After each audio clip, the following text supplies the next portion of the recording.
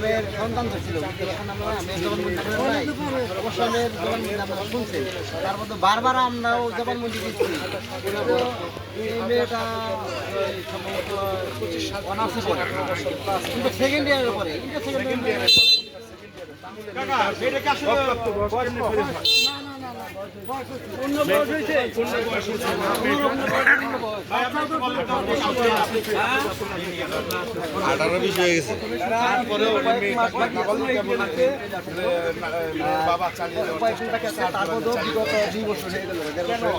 এখন তার 18 বছর হয়ে গেছে। এখন সে তারা হয়তো বলতেছে হয়তো যে বয়স হয়নি, অরিজিনাল আসলে বয়স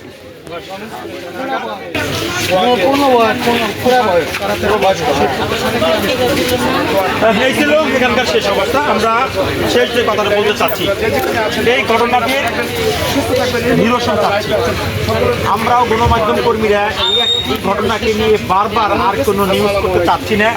আমি বারবার মিডিয়ার সামনে আসছে, আমরা এই কথা বলছি যে আমরা সমাজকে নিয়ে আর কোনো নিউজ প্রকাশ করবো না। তিনি আমাদের উপরে সে বড় ধরনের একটি ক্লেম পর্যন্ত লাগিয়ে দিয়েছে যে আপনারা যদি আমাকে নিয়ে নিউজ না করেন, আমি প্রয়োজনে সংবাদ সম্মেলন করব, প্রয়োজনে ঢাকা প্রেস ক্লাবে গিয়েও আমি মানববন্ধন করব, সংবাদ সম্মেলন করব। আমার কথা কেউ শুনতে চায় না, কারণ লামিসার কথা কোনো মাতব্বর শুনে না, লামিসার কথা আদালত শুনে না, লামিসার কথা পুলিশ শুনে না, লামিসার কথা গণমাধ্যম পরিবেশ না শুনে, তাহলে এই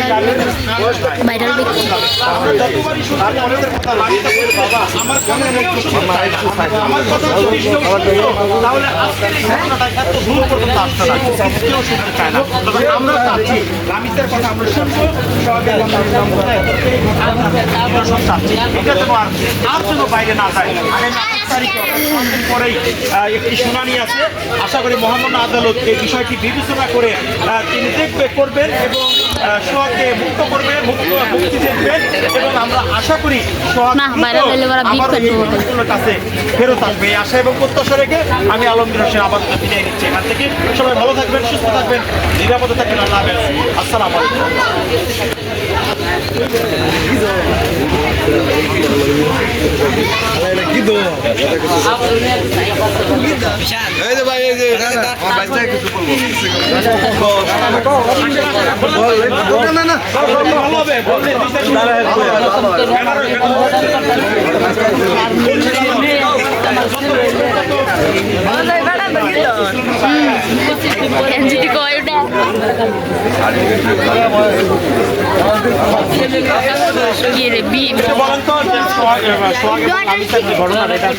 কিভাবে দেখছেন আপনার এলাকা? কয়েকবার আমাদের এখানে চলে আসছে, আমাদের এলাকার মানুষের সহযোগিতা নিয়ে চলে গেছে। চলে যাওয়ার পরে আবার পুনরায় মেয়ে আসছে, এরকম করে চলতেছে। ঠিক আছে, আমরা এই বিষয়ে এটার সমাধান চাই যে ছেলেটা জেল হোক, ছেলেটা আমাদের মাঝে সবার জীবনযাপন করুক। ছেলেটা আসলো কি, ছেলেটা আসলো তাদের বাবা মায়ের যে আর্থিক সমস্যা,